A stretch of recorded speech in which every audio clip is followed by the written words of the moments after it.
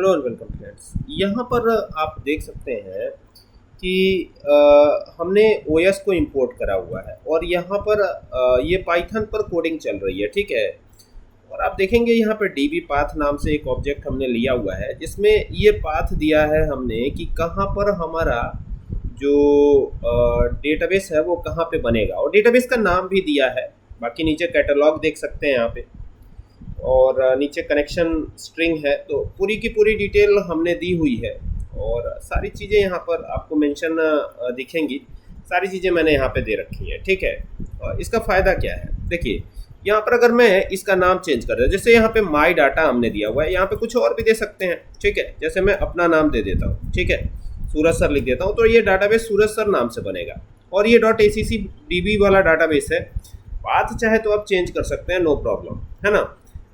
ये जाएगा सी के यूजर्स में, सूरज नाम का एक फोल्डर होगा, उसमें डॉक्यूमेंट्स होगा और उसमें जाके ये बनेगा। तो पहले तो इसको सेव करते हैं Ctrl+S करके, नीचे प्रिंट भी करवा दिया है। तो यहाँ पे अगर मैं इसको रन करता हूँ, F5 प्रेस करके इसको मैं रन करूँगा, तो जैसे ही रन किया तो आप देखेंगे कि डाटाबेस क्रिएटेड, और ये जाके बना कहाँ हुआ है, सी यूजर सूरज में।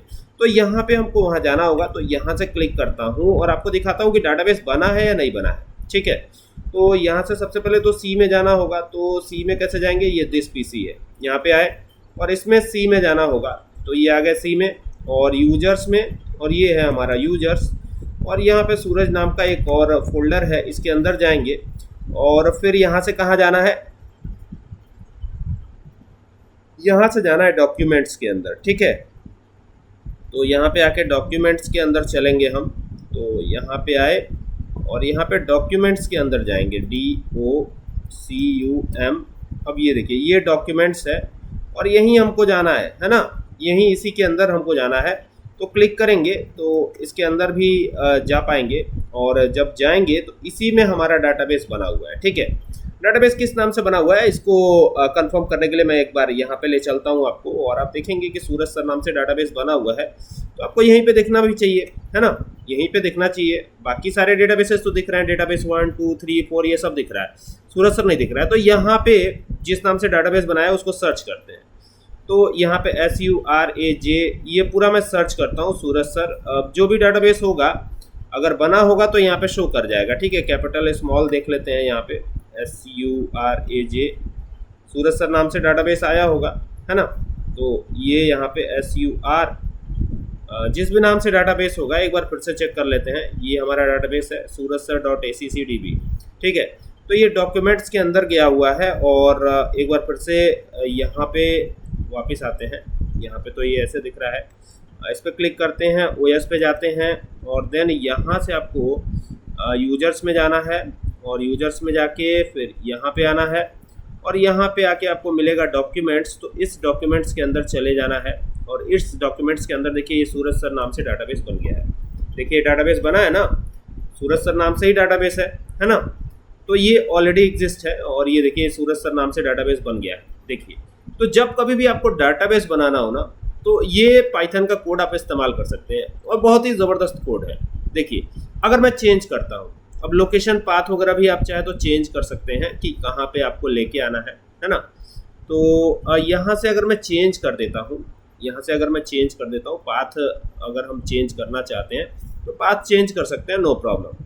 सी के बाद यूजर्स में जाना है, सूरज में जाना है, फिर सीधा डेस्कटॉप पे चले जाना है। तो क्या डेस्कटॉप पे जा सकते हैं क्या, एक बार चेक करते हैं। यहाँ से मैं चेंज करता हूँ, डॉक्यूमेंट्स हो गया, और फिर यहाँ पे मैं अगर डेस्कटॉप पे जाना चाहता हूँ तो क्या डेस्कटॉप पे भी जा सकते हैं या नहीं जा सकते हैं, ये चेक करना है। तो यहाँ से पहले तो ये इंग्लिश इंडिया कर लेता हूँ, और देन यहाँ पे जो है ये आपका जो है ना, ये आपका बैकस्लैश है, तो ये बैकस्लैश लगा लेते हैं, और यहीं से हमको जाना है। और जो भी आपको डेटाबेस बनाना है उसको यहाँ पे मेंशन कर लीजिएगा। जैसे मान लीजिए मैं my1.accc.db यही डाटाबेस का नाम है, ठीक है, my1.accc.db, और ये Ctrl+S किया हमने और यहाँ से इसको चला दिया, ये चला दिया, ठीक है।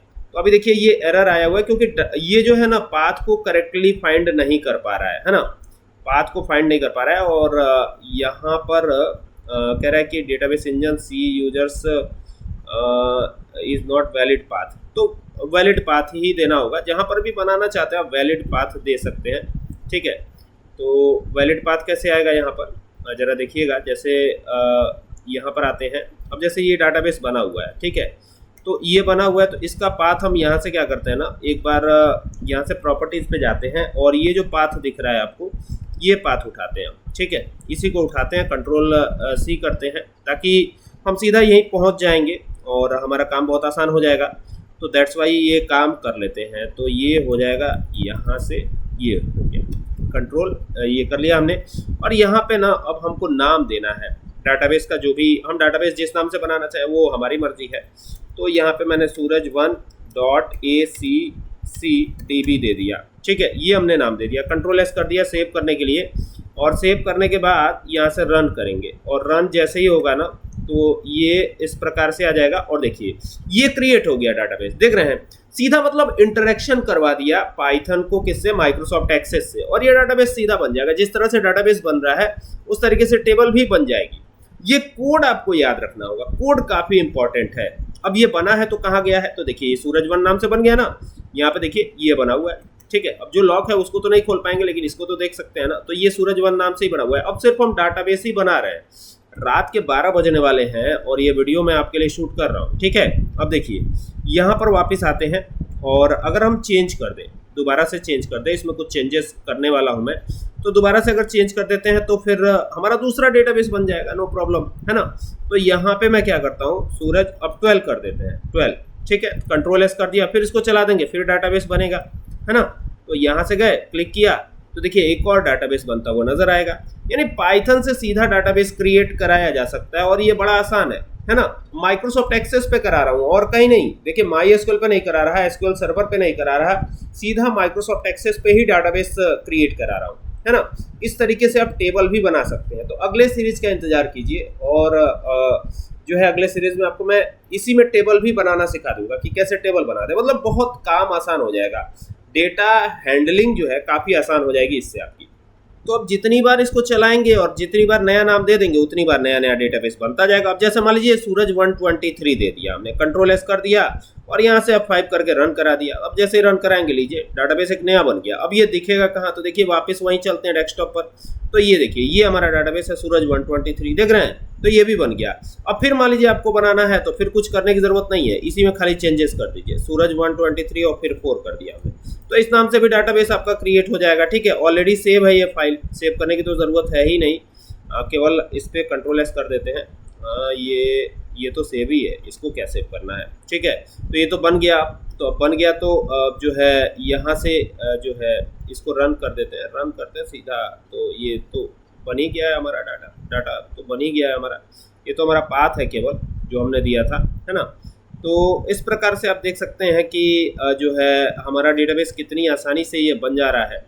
सिर्फ एक छोटा सा ये प्रोग्राम हम चला रहे हैं और जो भी डाटाबेस है वो बनता जा रहा है। अब यहाँ पे 7 कर दिया हमने, तो यहाँ से अगर इसको चला देंगे तो फिर एक और डाटाबेस बन जाएगा। ये देखिए एक और डाटाबेस बन गया। फिर इसको कट करेंगे, फिर यहाँ से जाएंगे और यहाँ पर एक और डाटाबेस बना लेते हैं। तो अभी देखिए ये, अब देखिए चूँकि एक नाम ऑलरेडी दिया गया है इस नाम से, तो इस नाम से नहीं बनेगा, नाम चेंज कर दीजिए, ठीक है। तो यहाँ पर जाकर के इसको रन करा दीजिए, देन देखिए एक और डाटाबेस बन जाएगा, बन गया, है ना। तो आप देख सकते हैं कि डिफरेंट नाम से हम डाटाबेस सीधा क्रिएट करा रहे हैं, और उम्मीद करता हूं कि आपको ये बात समझ में आई होगी। देखिए सारे डेटाबेसेस यहीं बने हुए हैं, है ना। तो ये बहुत काफ़ी इंटरेस्टिंग है, और रात के 12 बजे ये वीडियो शूट करने का यही मतलब है कि आपको ये चीज़ें समझ में आ जाए, ठीक है। तो चलिए अब नेक्स्ट वीडियो में मिलेंगे। कोडिंग आपने देखी, मैं एक बार फिर से दिखा देता हूँ आपको वो कोडिंग जिसके चलते ये जो है क्रिएट हो रहा है, सारी चीज़ें हो रही हैं, वो कोडिंग मैं आपको दिखा देता हूँ। यहाँ से रिसेंट फाइल, तो ये हमारी कोडिंग है, ये वाला कोड है ये, ठीक है। तो पाइथन कनेक्टिविटी, इसको नाम चेंज कर देता हूँ मैं, पाइथन कनेक्टिविटी कर देता हूँ, पाइथन, इसको हटा देंगे, ये जो नाम है इसको हटा देंगे, ये नहीं रखेंगे, कनेक्ट कर देते हैं, कनेक्टिविटी कर दिया, कनेक्टिविटी, है ना। तो कनेक्टिविटी के नाम से सेव किया है इसको, और जब आप चलाएंगे नाम दूसरा दे देंगे तो अलग अलग नाम से डेटाबेस बनते रहेंगे, ठीक है। तो उम्मीद करता हूँ बात आपके समझ में आई होगी। वीडियो अच्छी लगे तो इसको शेयर कीजिएगा। Thank you for watching this video.